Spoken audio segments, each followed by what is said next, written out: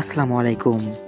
Aristotle খ্রিস্টপূর্ব ৩২২ থেকে ৩৮৪ বিশ্ববিজয়ী বীর সম্রাট আলেকজান্ডার দুঃখ করে বলেছিলেন, জয় করার জন্য পৃথিবীর আর কোনো দেশই বাকি রইল না। তার শিক্ষক মহাপণ্ডিত অ্যারিস্টটল সম্বন্ধেও একই কথা প্রযোজ্য। জ্ঞানের এমন কোনো দিক নেই তিনি যার পথ প্রদর্শক নন। পলিটিক্স তার গ্রন্থ আধুনিক রাষ্ট্রনীতির সূচনা করেছে। পলিটিক্স গ্রন্থের নাট্যতত্ত্ব কাব্যতত্ত্বের ভিত্তি স্থাপন করেছে। আধুনিক জীববিজ্ঞানের তিনিই জনক, বহু দার্শনিক তত্ত্বের প্রবক্তা। তার চিন্তা জ্ঞান মনীষা প্রায় ২,০০০ বছর ধরে মানব সভ্যতাকে বিকশিত করেছিল। ৩৮৪ খ্রিস্টপূর্বে থেরেসের অন্তর্গত এস্তাজেইরা শহরে অ্যারিস্টটল জন্মগ্রহণ করেন। তার পিতা ছিলেন চিকিৎসক, নাম নিকো মাকাস। শৈশবে গৃহেই পড়াশোনা করেন অ্যারিস্টটল। ১৭ বছর বয়সে পিতা মাতাকে হারিয়ে গৃহত্যাগ করেন। ঘুরতে ঘুরতে তিনি অ্যাথেন্সে এসে উপস্থিত হন। সেই সময় অ্যাথেন্স ছিল শিক্ষার কেন্দ্র। সক্রেটিসের শিষ্য প্লেটো গড়ে তুলেছিলেন নতুন একাডেমিক। সেখানে ভর্তি হলেন অ্যারিস্টটল। অল্প দিনের মধ্যেই নিজের যোগ্যতায় তিনি হয়ে উঠলেন একাডেমির সেরা ছাত্র। প্লেটো তার অসাধারণ বুদ্ধিমত্তায় মুগ্ধ হয়েছিলেন। শিক্ষাদান ছাড়াও নানা বিষয়ে নিয়ে গবেষণার কাজ করতেন অ্যারিস্টটল। তর্কবিদ্যা অধিবিদ্যা প্রকৃতি বিজ্ঞান জীববিজ্ঞান নীতিশাস্ত্র অল্প দিনের মধ্যেই তার গভীর জ্ঞান অসাধারণ পাণ্ডিত্যের কথা চতুর্দিকে ছড়িয়ে পড়েছিল। মাসিডনের রাজা ফিলিপিনেও অজ্ঞাত ছিল না। পুত্র আলেকজান্ডারের জন্ম সময়েই তার শিক্ষার ভার অর্পণ করেন অ্যারিস্টটলের উপর। তখন অ্যারিস্টটল ২৮ বছরের যুবক। আলেকজান্ডার যখন ১৩ বছরের কিশোর, রাজা ফিলিপের আমন্ত্রণে অ্যারিস্টটল এসে তার শিক্ষার ভার গ্রহণ করেন। শ্রেষ্ঠ গুরুর দিগ্বিজয়ী ছাত্র। বহু প্রাচীন ঐতিহাসিক ধারণা অ্যারিস্টটলের শিক্ষা উপদেশই আলেকজান্ডারের অদম্য মনোবল লৌহ কঠিন দৃঢ় চরিত্র গড়ে তুলতে সাহায্য করেছিল। প্রকৃতপক্ষে এই একজনের ছিল সমগ্র পৃথিবীকে জয় করে তার উপর প্রভুত্ব করার প্রবল ইচ্ছা, অন্যজনের ছিল জ্ঞানের নতুন নতুন জগৎ আবিষ্কার করে মানুষের মধ্যে তাকে চালিত করার ইচ্ছা। অ্যারিস্টটলের প্রতি রাজা ফিলিপেরও ছিল গভীর শ্রদ্ধা। শুধু পুত্রের শিক্ষক হিসেবে নয়, যথার্থ জ্ঞানী হিসেবেও তাকে সম্মান করতেন। অ্যারিস্টটলের জন্মস্থান এস্তাজেইরা কিছু দুর্বৃত্তের হাতে ধ্বংস হয়ে গিয়েছিল, যেখানকার মানুষ বন্দি জীবনযাপন করছিল। রাজা ফিলিপ অ্যারিস্টটলের ইচ্ছায় শত্রু সেনার হাত থেকে শুধু এস্তাজেইরা উদ্ধার করেননি, ধ্বংসস্তূপের মধ্য থেকে শহরকে নতুন করে গড়ে তুললেন। অ্যারিস্টটল একদিকে ছিলেন মহাজ্ঞানী, অন্যদিকে সার্থক শিক্ষক। তাই গুরুর প্রতি আলেকজান্ডারের ছিল অসীম শ্রদ্ধা। তিনি বলতেন, পিতার কাছে পেয়েছি আমার এই জীবন, আর গুরুর কাছে শিক্ষা লাভ করেছি কিভাবে এই জীবনকে সার্থক করা যায় তার জ্ঞান। যখন অ্যারিস্টটল জীবন বিজ্ঞান সংক্রান্ত গবেষণার কাজ করছিলেন, আলেকজান্ডার তার সাহায্যের জন্য বহু মানুষকে নিযুক্ত করেছিলেন, যাদের কাজ ছিল বিভিন্ন ধরনের মাছ পাখি জীবজন্তুর জীবন পর্যবেক্ষণ করা, তার বিবরণ সংগ্রহ করে পাঠানো। দেশ বিদেশে যেখানেই কোনো পুঁথি পাণ্ডুলিপির সন্ধান পাওয়া যেত, আলেকজান্ডার যে কোনো মূল্যেই হোক সেই পুঁথি পাণ্ডুলিপি সংগ্রহ করে গুরুর হাতে তুলে দিতেন।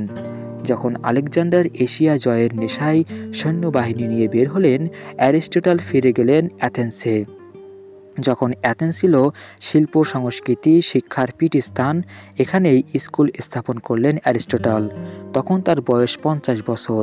স্কুলের নাম রাখা হয় লাইসিয়াম, কারণ কাছেই ছিল গ্রিক দেবতা লাইসিয়ামের মন্দির। ৩২৩ খ্রিস্টপূর্বে আলেকজান্ডারের আকস্মিক মৃত্যু হলো।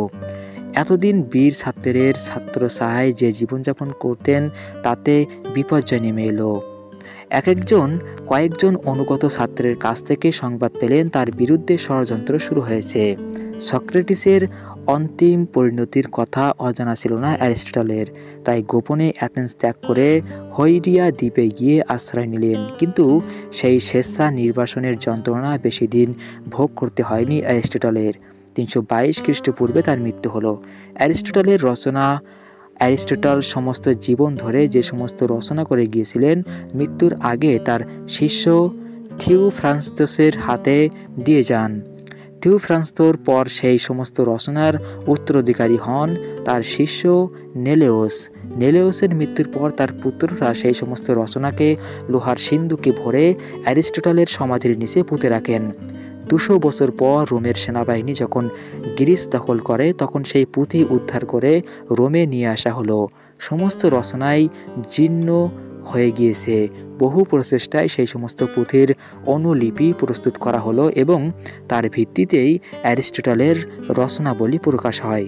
বিষয়বস্তু অনুসরণে অ্যারিস্টটলের রচনাবলীকে কয়েকটি ভাগে বিভক্ত করা হয়, যাই তর্কবিদ্যা, অধিবিদ্যা, প্রকৃতিবিজ্ঞান, নীতিশাস্ত্র, অলঙ্কারতত্ত্ব, কাব্যতত্ত্ব।